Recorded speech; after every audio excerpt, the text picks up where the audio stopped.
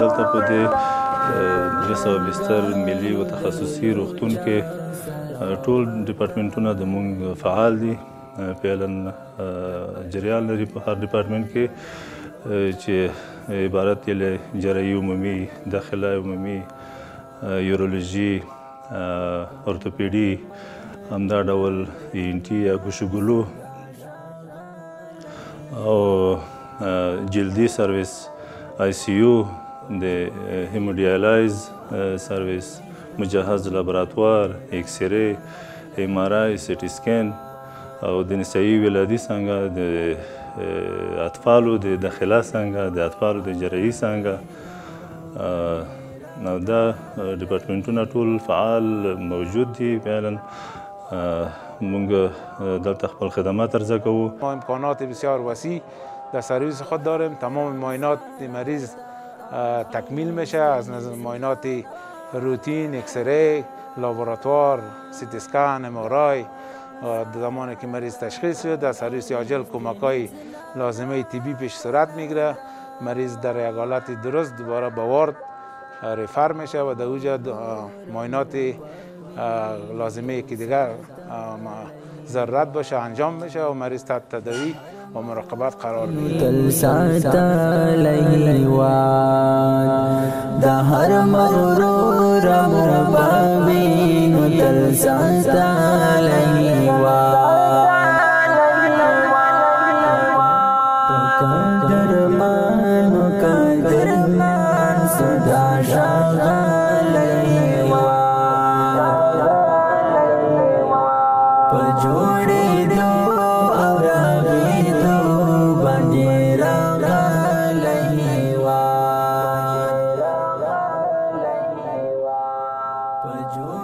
که څه هم چې دا خو یو نظامي ځای دی، موږ یوازې د کورنیو چارو وزارت مربوط پرسنل، د هغوی محترمه کورنۍ، د هغوی د تداوي، د هغوی د معالجې مسؤلیت لرو. خو ولې زموږ د کورنیو چارو محترم وزیر علي قدر خلیفه صاحب سراج الدین حقاني، د هغوی هدایت دا دی چې د افغانستان خلک مجبور خلک دي، اقتصادي وضعیت یې ښه نه دی او که د ملکیانو خدمت وشي، تداوي وشي هم ښه خبره ده.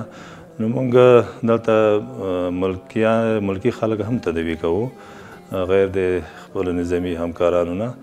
نو د ورځې تقریبا په حدود زیات تعداد باندې ملکي کسان راځي او موږ یې تداوي کوو، کومه ستونزه نه لرو په دې اړه. موږ دلته مریض راوستلی دی، مریض هم تقریبا یوه جمعه بستر و. الحمدلله دا ډاکټر صاحبان و سرطبیب صاحب او دغه ډاکټر صاحبان ډېر خدمت کوي. الله تعالی د دوی نه راضي سي، د ملت دوی خدمت کوي. الله تعالی جل جلاله د دوی د عصا په خپل دربار کې قبوله کړي.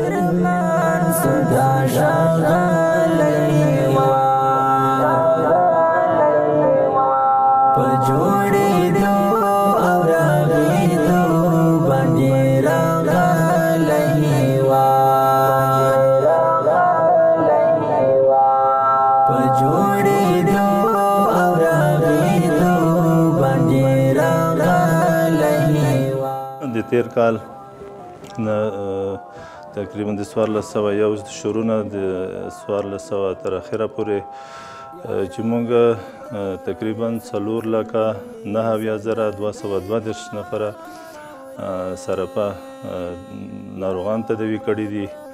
د هغوی د جملې نه 4,300 اویا تنه موږ بستر شوي مریضان لرو چې زموږ سره په دې 300 بستر روغتون کې بستر شوي دي او 3401 موفق او کامیاب عملیاتونه اجرا شوي دي او همدا ډول 1065 لیزري تداوي موږ اجرا کړې ده 528 تانو ته د هیموډیالایز یا هغه مریضان چې د هغې ګردې فعالیت نه کوي هغوی ته د ماشین په واسطه باندې وینه تصفیه شوې ده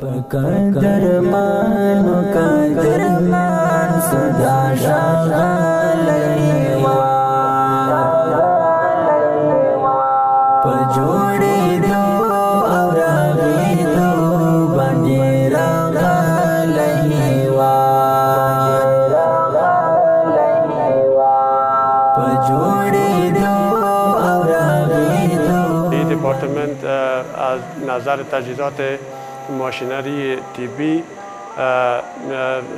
ماشین سیتی اسکن دارن و ماشین MRI است، بخش اکسری است، دیجیتال اکسری و عنقریب 3-4 بخش دیگه ما فعال میشه که یکی بخش فلوروسکوپی، ماموگرافی و بخش ما فعال میشه و در ضمنش خدمات از این دیپارتمنت که به شکل 24 ساعته است. بخش اکسری ما طبقه اوناسیه و طبقه ذکور کار میکنیم که بخش اوناسیه ما جدا می باشه و بخش ذکور ما جدا می باشه.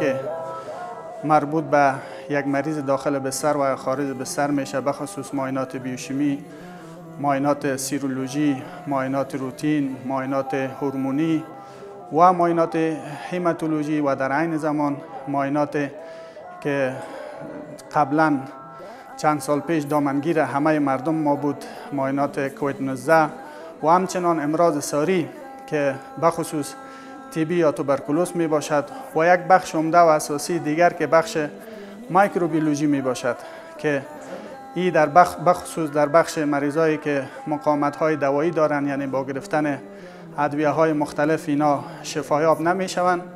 ما سمپل های مختلف از ساحات مختلف گرفته و اونا را کلچر و آنتیبیوگرام می کنیم و یک نتیجه مطلوب و یک آنتیبیوتیک درست و دقیق و حساس به مریض معرفی می نماییم تا مریض بتواند به زودترین فرصت شفایاب گردد.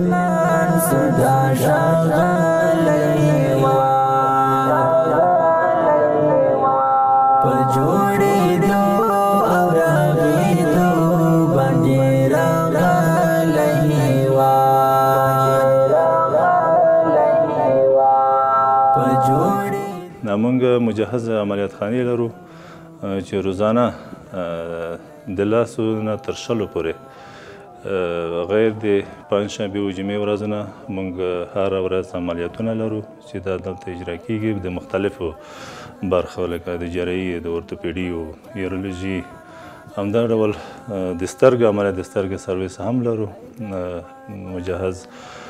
طول امکانات لرو. مریض از دیگه شفاخانه برای ما ریفر شده بود، برای ما مراجعه کرد. ما که معایناتش تکمیل کردیم، طرف راستش یک دیسک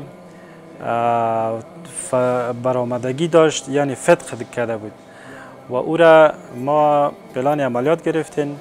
فعلا خوشبختانه مریض عملیات شد و انشالله وضعیت مریض خوب است، قناعت بخش است.